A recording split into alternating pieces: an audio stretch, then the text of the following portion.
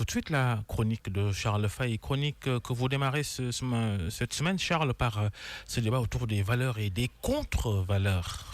Nous sommes fous, sommes en passe de le devenir, à force de travers, de perversion, au nom d'un je ne sais trop quoi d'absolument matériel, nombriliste, de faussement identitaire. Afin de mener sans doute une pédale de vie, nous faisons courir à contresens, frénétiquement, derrière l'acquisition d'une pseudo-liberté des sens, aux formes abjectes et termes de référence libidinaux, déclamant à cris et à frémissements, réjouissance et libertinage de glandes, en perdition et déperdition de sens, à la queue leu-leu, au propre comme au figuré. Pour des sensations toujours plus fortes. Voilà tout le projet qu'on veut nous vendre, urbi, orbi. Du moment que le rage est à la totale satisfaction de l'impuissance bruissante de mollesse et gémissante de transgénétique, l'équation chromosomique insensée s'érige en mode universel. Tel est notre nouveau monde, ou du moins tel que le veulent certains.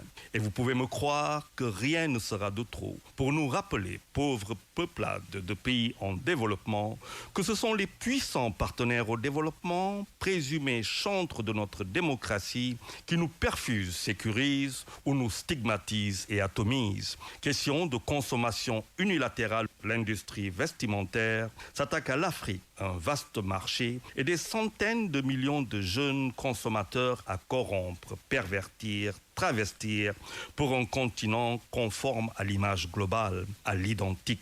Ainsi le veulent-ils, sans gêne pour nos us et coutumes, au mépris de nos religions, de nos lois. C'est à prendre et à consommer sans chichi et sans modération. Tels sont les codes d'une société moderne à l'ADN perverse, dans laquelle la jouissance totale se veut sans frontières morales, sans vaseline, excusez du peu. Mais au point où nous en sommes, nul besoin de pommade pour dire ce qu'on pense de ces histoires à la ramasse industrielle et hormonale de LGBT dont on ne veut en entendre parler chez nous.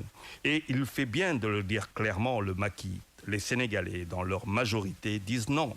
Ne pas en prendre compte, c'est aller à l'encontre de notre volonté de bâtir et consolider une société que nous voulons conforme à nos aspirations et croyances, quand bien même nous nous voudrions modernes et universelles, mais aussi et surtout respectées. Surtout si nous savons, comme le dit si bien François Maugis, économiste, écrivain et philosophe, que nous sommes arrivés à un point où il ne s'agit plus seulement de faits anecdotiques, mais plutôt d'indices révélateurs et concordants d'une situation globale et d'un état d'esprit d'un profond malaise social. Oui, Maugis, à force d'absurdité et de la dramatique désagrégation de ce que nous sommes ou de ce que nous voudrions être, nous finirons par nous diriger tous, insensiblement, vers le chaos, la destruction et le déséquilibre.